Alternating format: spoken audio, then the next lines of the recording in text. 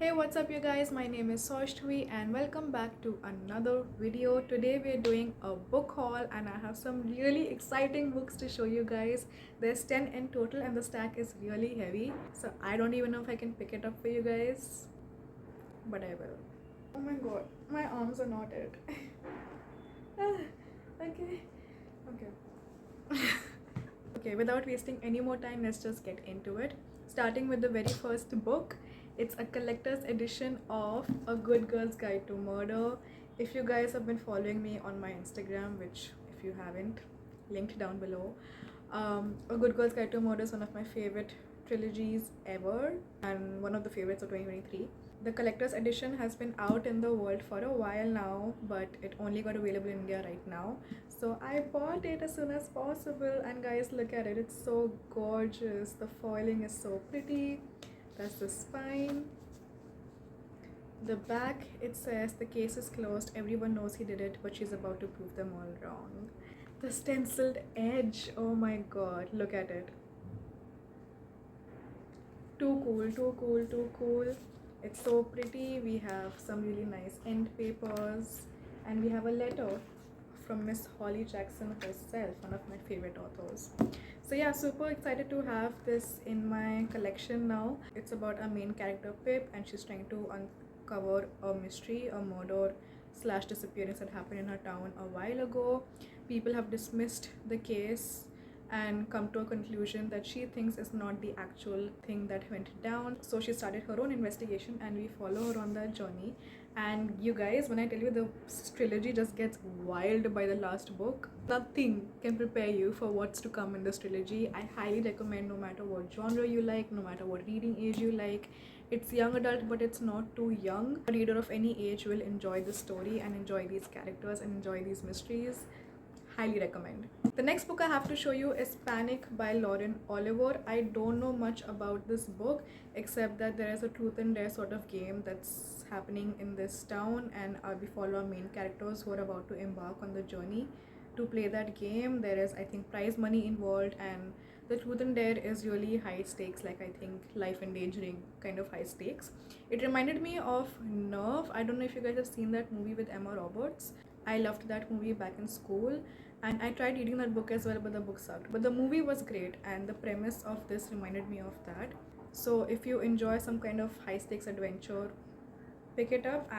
I have really high hopes for it. I'm excited to read it soon. Next we have Anxious People by Fredrik Backman. I've heard a lot of great things about this author. He's a Swedish author, so I think all these books are translated, and I've heard great things about a couple of books, A Man Called Ove, Anxious People, and Bear Town especially. So I picked up this, which I'm really excited about, and I also picked up A Man Called Ove because this has been made into a movie and my dad watched the movie and really enjoyed it.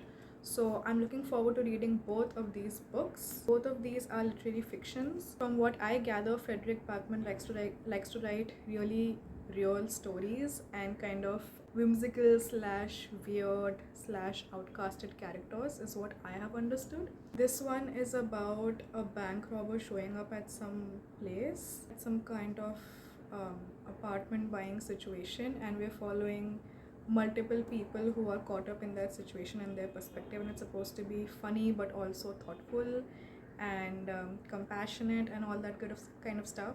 So I'm looking forward to reading this. And this is about a grumpy old man. I don't know how to describe this. So I'm just going to read the back.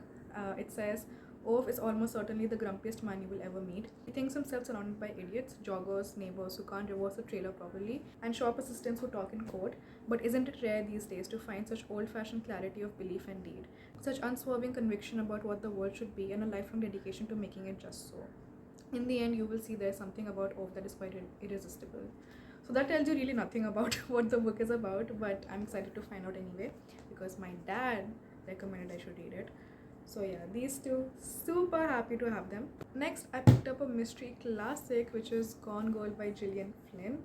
Considering how much I love mysteries, I'm surprised I haven't gotten to this yet, but I'm not gonna be aloof about this for very long. I'm excited to get to this really soon because how can I not? It's a classic when it comes to mysteries, and a mystery lover what have I been doing, right? So yeah, picked up Gone Girl. So it's about this guy whose wife disappears and people are suspecting he has something to do with it. That's the gist of what Gone Girl is about. So yeah, excited to get to this. Next, I also bought The Things We Leave Unfinished by Rebecca Yarros.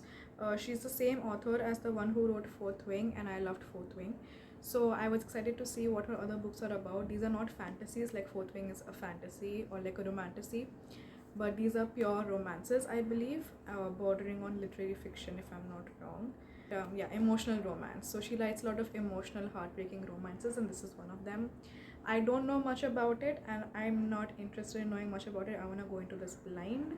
I've seen it's making a lot of people cry, so I'm curious to see if it's gonna do that to me as well. And I'm curious to see what her romances look like, because she writes really great romance when it comes to fantasy. Next, I picked up Psychology of Money by Morgan Housel.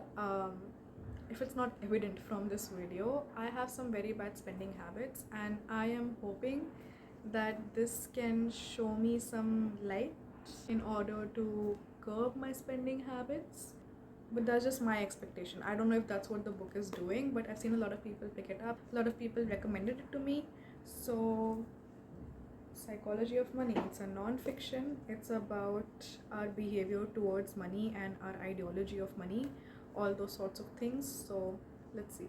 Next, we have a lot of mysteries going on in this haul. I picked up The Fury by Alex Michaelides, or Michaelides, I don't know how to pronounce it.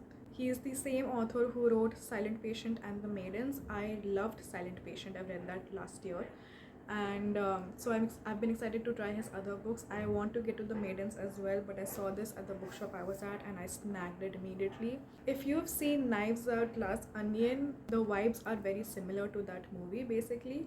So it's at a private island, and a movie star has invited a select group of people to stay there, and then some suspicious stuff starts happening, and that's what the gist is.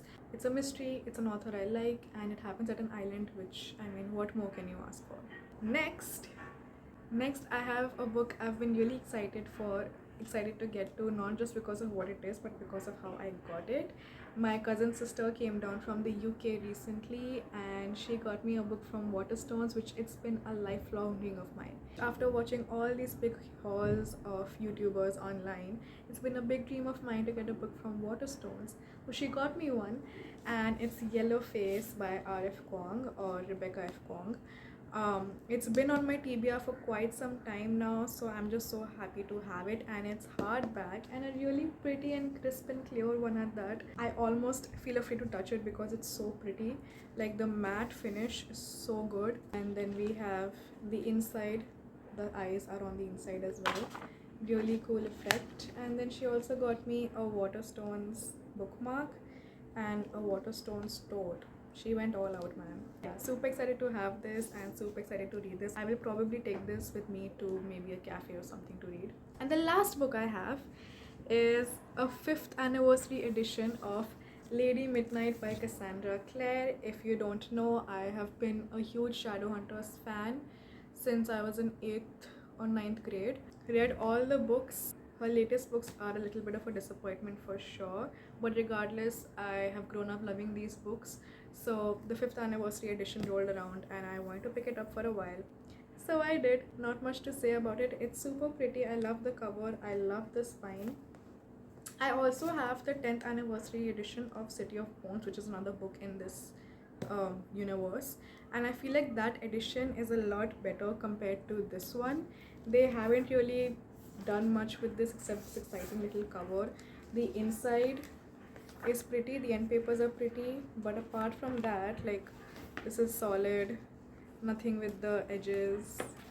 The spine is pretty, the white and gold. I love the combination of white, gold, blue. It has a note from Cassandra Clare. She wrote a letter, and it also has an extra story featuring Mark and Kieran. So that's exciting. I have been rereading the Shadowhunter books recently, so once I reread this particular trilogy, I will get to that extra piece then. Regardless, super happy to have it. I wish they put in a little bit more effort, but still happy to have this.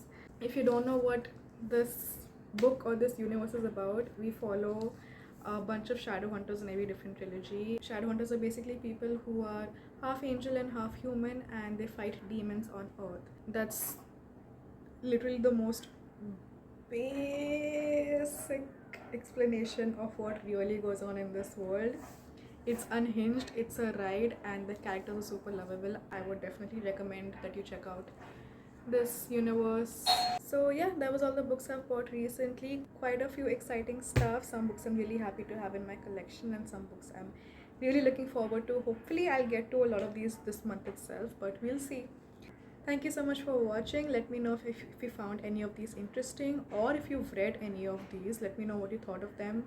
And yeah, please like, share, subscribe, and comment, and follow me on Instagram, and I'll see you in the next one.